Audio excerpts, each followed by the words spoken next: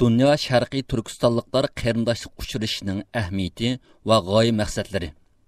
Şərqi Türkistandan iborat bu munbat islomiy tuproq Osiyo, jumladan O'rta Osiyo tarix batlarida hech qachon o'zining bugungidek bir echinish taqdirini ko'rgan emas. Bo'libmi Zayd Yusuf boshchiligidagi Barin qurolliq harakatidan keyin Xitoy tajovuzchilarining Sharqiy Turkistondagi qirg'in va assimilyatsiya tusini olgan vahshiy siyosati kunsiri avj olishga boshladi. Hamda bu zamindagi Uyg'ur musulmonlarining o'z kimligini saqlab qolishi og'ir tahdid va xavfga duch keldi. Aqida, e'tiqod, til, madaniyat, an'ana, insoniy qadr-qimmatlar oyoq osti qilinib, sabiy farzandlarining asri fitratidagi ong ideyalari, insoniy tafakkurni halqagan chirkin va yirginishlik fikr qarashlarining qurboni bo'ldi va bo'lyotdi. Millatning mana shunday xalqlik bir tarixiy bosqichda har qaysi sohalardagi ziyolilar, adiblar, millat vakillari da'vo sabidagi avangard o't yurak yoshlarining birlik ittifoqlik saflarini mustahkamlab, Sharqiy Turkiston xalqi uchun eng unumli bir chiqish yo'li to'g'risida umum birlik kelgan plan loyihalarini o'tirg'i chiqarishni maqsad qilgan qarindoshlik uchrashi umum vaziyatning taqozosi bilan maydonga keldi. Bu qarindoshlik uchrashining tayyorlik xizmatlari bitib, 2009 yili 7 oyning 5 kuni tunji qatimliq faoliyatga qadam olgan kunida Xitoy tajovuzchilarining vahshiyona elib borgan Urumchi qirg'inchilik yuz berdi. Bu qirg'inchilik yuz bergandan keyin dunyoning har qaysi joylaridagi Sharqiy Turkistonlik qarindoshlarga nisbatan bundaq bir qarindoshlik uchrashining ahamiyati va ta'xirsiz holda bo'lmasa bo'lmaydiganligi texmi ochiq oydinlashdi.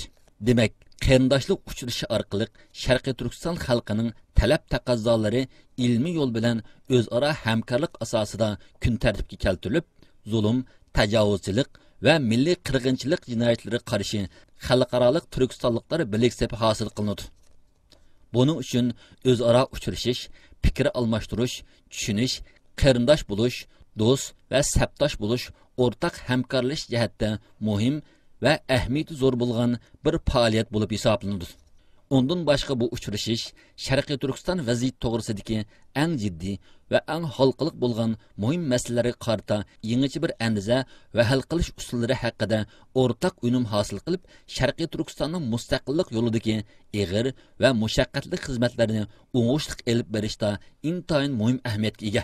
Dunyo Sharqiy Turkistonliklar qarindoshlik uchrashi yig'inida muzokara va muhokama qilingan temalar.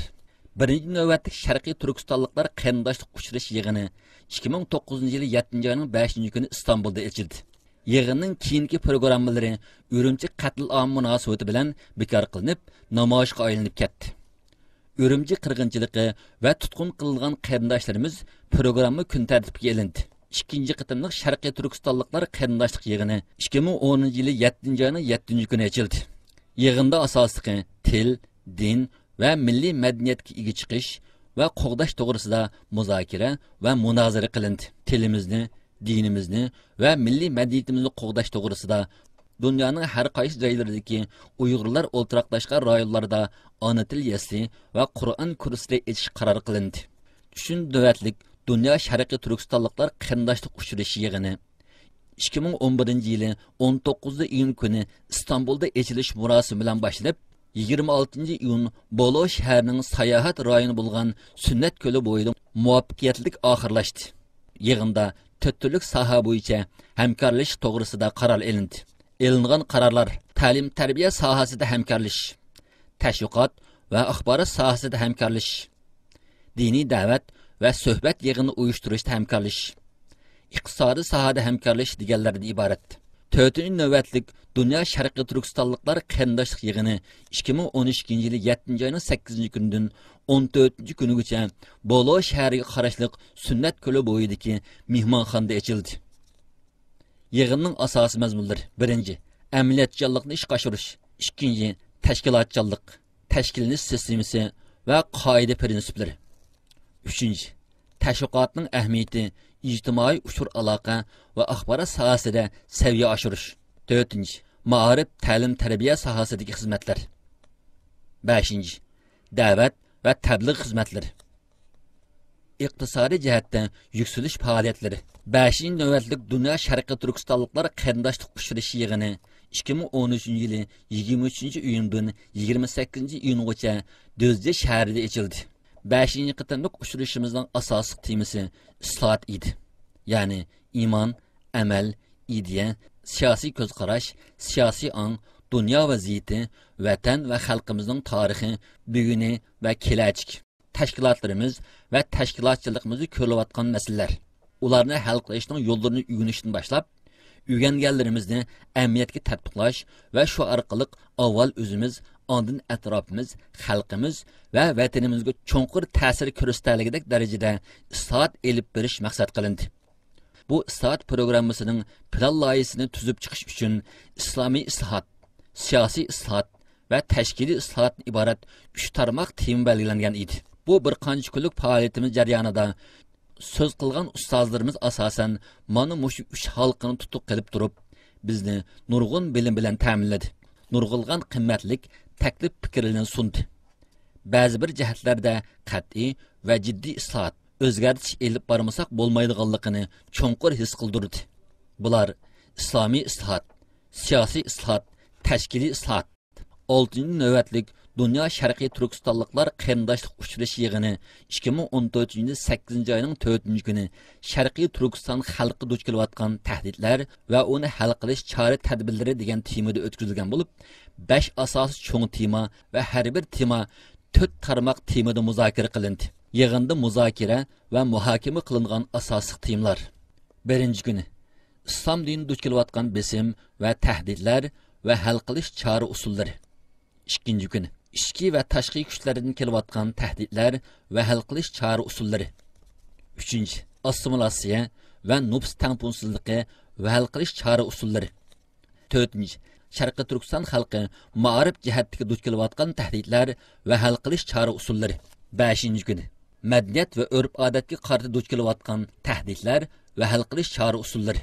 7-ci qitimlik qarindoshlik uchrash yig'iniga xalqaralashgan Sharqiy Turkiston masalasi va ommaviy tashkilotlarning strategiyasi degan nom bilan va ommaviy tashkilotlarning strategiyasi degan nom berilgan bo'lib, bu yig'inda Sharqiy Turkistonning navbatdagi vaziyati va islomiy fikr tashnoligi, Sharqiy Turkiston masalasining xalqarodagi o'rni, xalqaroliq tashkilotlarning Sharqiy Turkiston masalasiga qaratgan pozitsiyasi, Sharqiy Turkiston tashkilotlarining yangi vaziyatga qaratgan xizmatlari, strategiyasi, Sharqiy Turkiston davosi yo'lidagi duch kelayotgan qiyinchiliklar va hal qilish choralari deganga o'xshash 5 turlik tema asos mazmun qilindi. 8-ci növbətlik Dünya Şərqi Türkistonluqlar qarindoshlik uchrashuvi yig'ini 7-ci ayning 18 kuni İstanbulda boshlanib, 21 kuni muvaffaqiyatli oxirlashdi.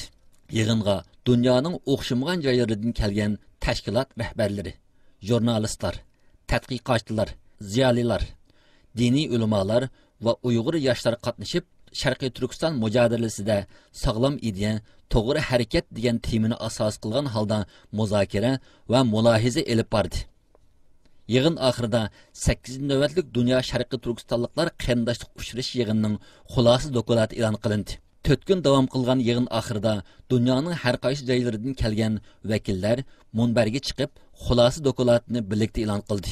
Xulosa doklatida Sharqiy Turkiston zeminining Uyg'ur qatorliq turk xalqining vatani ekanligi, Xitoy tajovuzchilari tomonidan ishg'ol qilingan zemin ekanligi, Xitoy tajovuzchilarini qo'llab chiqarib, egilik huquqi tamoman Sharqiy Turkiston xalqiga oid bo'lgan islomiyat, ozodiyat, adolat va qarindoshlikdan iborat 4 asosiy qoida tuzumlarni o'lcham qilgan mustaqil bir davlat qurib chiqish uchun islom diniga xilof bo'lmagan barliq usul choralarni qo'llanishning haqli ekanligi ta'kidlandi.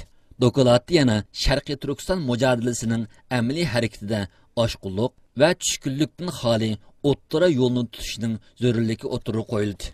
Doklatda yana vatan, millat va bayroqni inkor qilishning islom dini prinsiplariga xilof ekanligi ta'kidlanib, mundaq deyilgan: inkorchilik, ya'ni takbirchilik, vatanni inkor qilish, millatni inkor qilish, bayroqni inkor qilish, o'zidan boshqa musulmonlarni, o'zining safida bo'lmagan qarindoshlarini murtadga chiqarib o'tishning islom dinining ruhiy xilof ekanligi Qur'on hadisining dalil keltirib o'tirib qo'yildi. Bu xato fikrning Sharqiy Turkiston mujodilasida o'rnini to'ldirg'ili bo'lmaydigan ig'ir fojialarni elib kelayotganligi. Buningdan keyingi yo'limizda zo'r buhronning kelib chiqishiga yo'l ochadiganligi ta'kidlandi. Dokladda yana Uyg'urlarning axborot va tashviqotdan unumli foydalanish kerakligi ta'kidlanib, mundaq deyilgan. Sharqiy Turkiston mujodilasida axborot va tashviqotning roli va ahamiyati muayyanlashtirilib, haqliq da'voyimizning har qaysi ellarga ular qabul qila oladigan usullar orqali tushuntirish va hissashligini qo'lga keltirish kerakligi ta'kidlandi. Xitoyning Sharqiy Turkistonda yurgizayotgan zulm va besim siyosatlarini dunyoga pash qilish orqali Sharqiy Turkiston xalqining haqsizlikka uchrayotganligini dalil isbotlari bilan e'lon qilish. Xitoyning dinimizga, tilimizga, milliy madaniyat urf-odatlarimizga qarshi elib berayotgan ta'tir tashviqot hujumiga qarshi tashviqot, tadqiqot elib berish, Xitoyning Sharqiy Turkiston xalqini qorlash maqsadlarida elib berayotgan ta'tir tashviqotlarining yolg'on va asossiz ekanligini isbotlash orqali Xitoyning jinoyatini dunyo jamoatiga anglatish. Dokladda yana Uyg'ur masalasida lobbichilik faoliyatlarining kuchaytirishning zarurligi tilga olinib, lobbichilikda har qaysi davlat arboblari va ijtimoiy tashkilotlarga ta'sir ko'rsatish orqali ularning Sharqiy Turkiston davoyimizni qo'llashini qo'lga keltirish kerakligi ta'kidlandi. Dokladning oxirida Sharqiy Turkiston mujodilasida natija qozonish yo'li va metodlari mulohaza qilinib, Sharqiy Turkiston mujodilasida g'oya maqsadni aniq bekitish, vaziyatni to'g'ri analiz qilish orqali xarita, strategiya, siyosatlarni belgilash, xalqaralashtirish har yili uzildirmay o'tkazib kelayotgan bu faoliyatning asosiy maqsadi. Sharqiy Turkiston ichidagi va muhojiratdagi xalqimizning har xil qiyinchiliklari va buningga munosabatli bo'lgan jamiyat va tashkilotlarning texmi unumlik va natijali xizmat elib berish uchun yoshlarning tashkilotchilik va boshlamchilik qilish saviyasini taraqqiy qildirish, qarindoshlik uchrash sababi bilan dunyoning har taraflaridan tanlangan yoshlarni bir yerga jam qilib, Sharqiy Turkiston xalqi duch kelayotgan qiyinchiliklar, har turli tahdidlarga qarshi mustahkam turishi va kelgusi plan, yo'l xaritasi qatorliqlardek muhim temalarni qo'lga olish. Ondan başqa bu faoliyat o'xshamagan kishilar orasida fikr almashtirish, muzokara va suhbat elib berish, ma'naviy qimmat va milliy kimlikni qo'g'dash to'g'risida o'rtaq xizmat strategiyasi o'rnatish, shundaqla o'zaro fikr va tushunchalarni va o'rtaq taraflarni hamkorlik asosida kuchlantirishdek birdaklikni hosil qilib, unumli natijalarni qo'lga keltirish. Qarindoshlik uchrashidan kutiladigan umid. Sharqiy Turkiston xalqi 1000 yildan beri o'zining milliy va diniy kimligini, madaniyat va urf-odatlarini mukammal ravishda qo'g'dab kelgan edi. Ammo asorat besimi va realligimizdagi tashqi dunyoda yuz berayotgan foydasiz fikrlar, mazhab, urush va siyosiy kurashlar Sharqiy Turkistonning begunoh va pok yoshlarida yomon ta'sir paydo qilayotgan bo'lib, xalqimizning birligi, ittifoqligini buzish bilan birga haq huquqlari va hurlik uchun elib berayotgan da'volarga ig'ir darajada to'salg'i bo'lib kelmoqda. Bu faoliyat yana yuqori tilga ilingan masalalar bilan munosabatlik tadqiqotchi va akademiklarimiz va jamoat arboblarimizning mo'l bilim tajribalaridan foydalanib, bizlarga elib kelgan ma'lumot va materiallarni hozir va kelgusidagi xizmatlarimizda amalga oshirish uchun faoliyatga qatnashgan kishilar bilan keng doiralik muzokara elib berib, muhojiratdagi Uyg'urlarning tashkiliy va ommaviy masalalarini hal qilishni maqsad qiladi. Bu xizmatlarimizning xalqimiz va muhojiratdagi ilg'or fikrli qarindoshlarimiz uchun bir nurliq mayak bo'lishini orzu qilamiz. Dünya Sharqiy Turkistonliklar qarindoshlik komiteti 2009-yili elib berish planlangan bu harakat 8 yillik qisqa bir vaqtda taxminan 14 davlatga kengayib, ommaviy tashkilotlar, xolisona birlashmalar Dünya Sharqiy Turkistonliklar qarindoshlik komiteti nomi ostida Sharqiy Turkiston va Turkiyani asos qilgan holda dunyoning har qaysi taraflaridagi Turkiston xalqining diqqatini tortib kelmoqda. Qarindoshlik uchrashi qatnashgan davlatlar: Türkiye, Saudiya Arabiston, Qozog'iston, Qirg'iziston, Kanada, Avstraliya, Shveysariya, Finlandiya, Germaniya, Gollandiya, Norvegiya, Pokiston, Afg'oniston, Yaponiya, Daniya, Italiya qatorliqlar. Sharqiy Turkiston muhojirlarining kelgusida xalqning umid va orzularini cho'ridab, o'rtaq hamkorlik va moslashishni qo'lga keltirish yo'lini tepib, birlik ishida xizmat qildiganligi va kuchli ta'siriga ega bo'lganligini his qilib turibdimiz. Qaraydigan bo'lsak, bu plan loyiha o'tirib qo'yilgandan tortib hozirgacha o'tirga chiqqan realliklar buningga isbot bo'lmoqda. Undan boshqa bu xizmatlar tashkilot va yetakchi rahbarlarimizga tajriba, imtiyoz va o'ziga bo'lgan ishlash nuqtasini nurg'unlagan tajribalarni sunmoqda. Dünya Sharqiy Turkistonliklar qarindoshlik yig'ini oxirgi bosqichda Sharqiy Turkiston ozodlik uchun vosita bo'lgusi. Sharqiy Turkiston ozod bo'lib, oy yulduzlik ko'k bayroq Sharqiy Turkiston osmida javlon qilgusi. İnşallah.